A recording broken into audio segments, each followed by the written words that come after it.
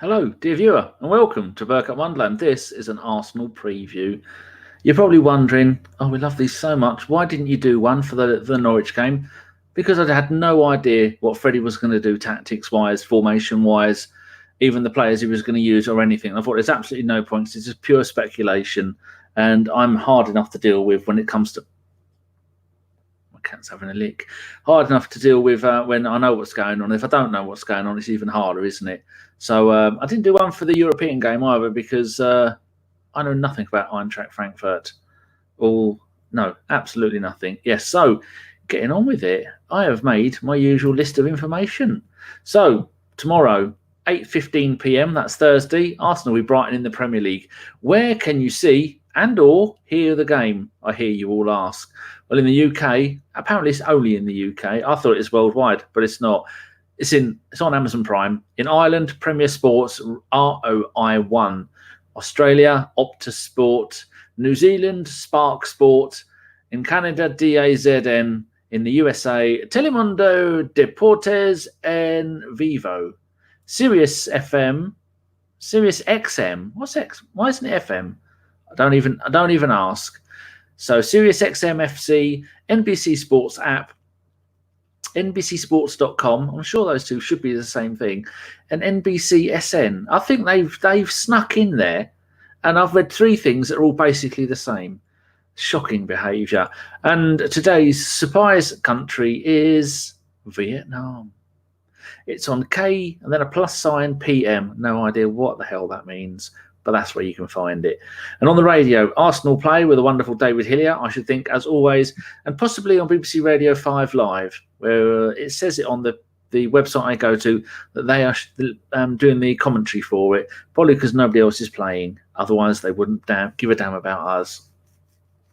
Head-to-head, I hear you want me to do. Fair enough, let's do it. That was a little bit weird, wasn't it?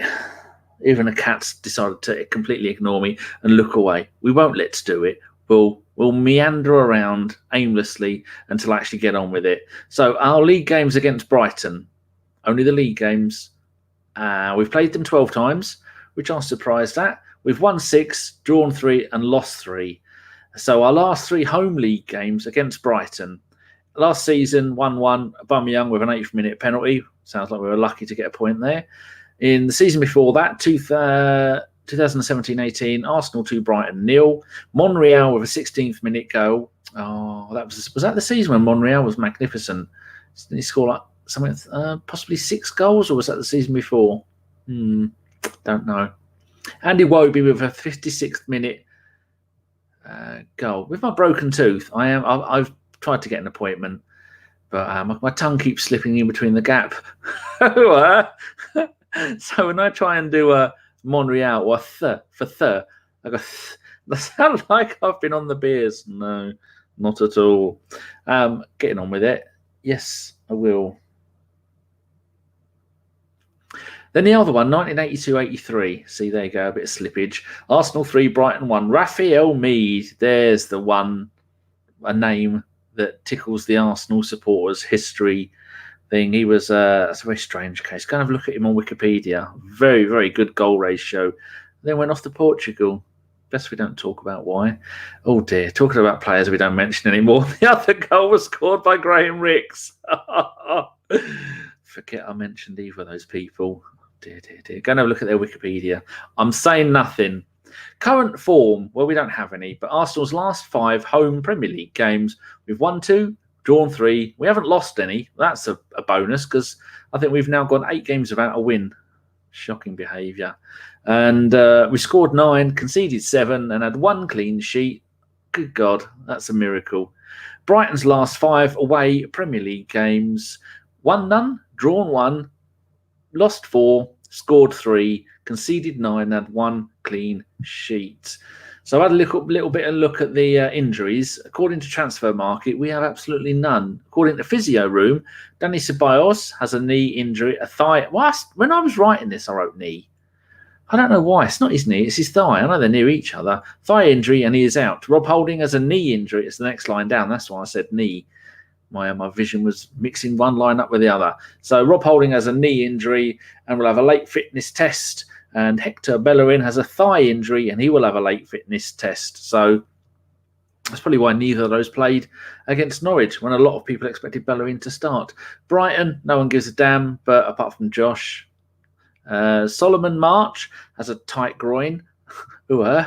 Fernando Fernandez, too many N's in it for my liking, has a knee injury. And Jose, a name with a Z in it, I can't pronounce it, has a knee injury. Brighton stats and information. There's not much stats and very little information. So Brighton are 16th in the Premier League, only 3 points behind Arsenal. I think their goal difference is -5, ours is -1. God, you hear that? Lily still doesn't care. They have won 2 of the last 18 away Premier League games and only had 3 clean sheets. In that run, with wins at Watford and Crystal Palace, they've conceded 32 goals and scored 15 in that run. 3 of those goals were scored in the 3-0 away win at Watford in August. I don't think there's a team called August. There again, you don't know. I think that was his first game, the manager. Not a bad way to start your career as a manager. Anyway, I was wondering what's going on with their goal scorers. So I had a look and I thought, this doesn't sound right. Their top Premier League goal scorer is Neil Maupay with 4 goals in 14 games. You'd have thought after 14 games of the season, you'd have someone on more goals than that. Then I thought, well, possibly the goals have been spread around. That ain't the truth either. Their next top goal scorers are centre-back Dunk, striker Connolly, and winger Tossard with 2 goals each, 2 league goals each. And they have 4 players on 1 goal each. That's pretty bad. So and then I thought I'd have a look at the assists. So maybe they've got an outstanding player there. No. Matt Ryan and Dan Burn are the only 2 players that have played every minute of the league games this season. That is completely irrelevant. I don't know why I put that there. Last season's top league goal scorer, Glenn Murray, I think he's now 47 or 48. Bald as a badger, can barely run in a straight line without having to stop for a breather. 13 goals in 38 games last season. That's what kept Brighton up. And this season he's played 10 league games and he has not got a single goal. But I was looking at these Premier League appearances. I think these last 5 appearances, he's had a couple where they've been 10 minutes, a couple where it's been the last 2 or 3 minutes. I think coming on to try and barge a goal in the last few minutes. I think he's done at Brighton. Pascal Gross and Lewis Dunk have the most league assists with 2 each. I mean, when your centre-back is your second top goal scorer and you're joint top with the assists, you've got to think something's wrong there. So Matthew Ryan, their goalkeeper, this is impressive. 4 clean sheets this season. Why is that impressive? Because that's double the number Leno has got. Dear, oh dear. Their manager, Graham Potter. And he said Porter. Is it Potter? Oh, cut and paste. It has to be Potter. Was made famous. That's debatable, but go with it. When he was manager of Swedish team Östersund, when they came to Arsenal and beat us 2-1 in the Europa League in the 2017-18 season. Even though this bit I wasn't sure about, I knew he'd done well. He took them from the 4th tier of Swedish football to the top division in 5 seasons. They'd just been relegated from 3 to 4, and then he went 4, 3, 2, 2, 2, 2, and then up to 1. So that's pretty good. And he got them into Europe for their one and only time when they played us. And he has been Brighton manager for 14 league games, and he has won 4 of them. I mean, that really is a tough job to try and keep Brighton in the Premier League. That bloke I am at the top, who was I talking about? Maupay. I think they got him from, I think it was Brentford for about 18 million quid. Jeez, we've paid more than that on a player we're never going to use. So that's got all that shenanigans out of the way. So then, when you're thinking about the Freddie being in charge now, you wonder what formation is he going to go for. So this is the one I think he's going to go for. And now I remember, you can see the mouse on the screen. So I'm not going to put the mouse on the screen for you to see. No. You can see Leno in goal with Louise and Mustafi, Chambers and Kolasinac, Torriera, Xhaka. That sounds like the French song. I don't like that. Alba, Willock, Ozil and Lacazette. You're thinking, that looks familiar. Yep, because Emery has gone. This is the exact same lineup that he started against Norwich. And I wouldn't be surprised if he does that again. I've read a few things on the interwebs that says he is looking to build partnerships, that he wants a bit of continuity. And I think he is going to pick exactly the same 11 again. there is a slight chance that maybe Bellerin will come in and maybe Tierney might come in at left back, or maybe even Holding might come in at centre back. But I think if Freddie is going to do this, then he needs to do the complete opposite to what Emery was doing, as in keep the same formation, keep the same players, keep the same thing, looking the same, playing the same, then everybody knows what they're doing. Long term, it's going to have to be Tierney and Bellerin as our fullbacks. And personally, I wouldn't have Louise and Mustafi there at all. I would go for the future and go, oh dear, I've got the hiccups.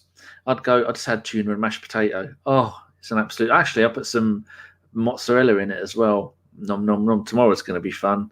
Lactose is not my friend. I would have Holding and Chambers at the back, because with those four and Leno, that back five, they can do a job, and that can last us years and years and years. So I'm predicting it's going to be the same formation. And as Brighton are awful away from home, I think we may be going to win this. It'll be our first win in 9 games. Oh, imagine the crowd. They won't know what to do. So I'm going to go with a 3-0 win, because Brighton can't score. They don't keep clean sheets. It'd be nice for Leno to have a clean sheet. Hopefully Pepe will get a bit of a run out. Martinelli could also have a big part of the game as well. Ozil has played, I think, 8 games this season, hasn't scored a goal. Willock has scored a couple. That wonder goal, I think he got Arsenal goal of the month for his goal against Liverpool. So he can do it. Not too sure about bringing Xhaka on, because the couple of games he's played in the last few haven't been that impressive. So I'd like to see Pepe come on, and I'd like to see Martinelli come on. And who else I'd like to see come on? I don't know. You can surprise me with that one. Anyway, there you go. That is my preview, and I've done it in 12 minutes. That is 2 minutes more than I'm legally allowed. That I blame Lily for waffling, because she chats at me. Right, I'm going away now. So we will be live tomorrow night. Josh is on and Ellis is on. If we get it on 10 minutes before the show, the game finishes, it'd be a miracle. So it's going to be those two. Josh is hosting, and I'm going to be playing Button Monkey. So come and join us 10 minutes after tomorrow night's game. And we're going to win. And we're going to win big. I don't know why I did that. Oh, I've gone Ray Winston. Quick, end it.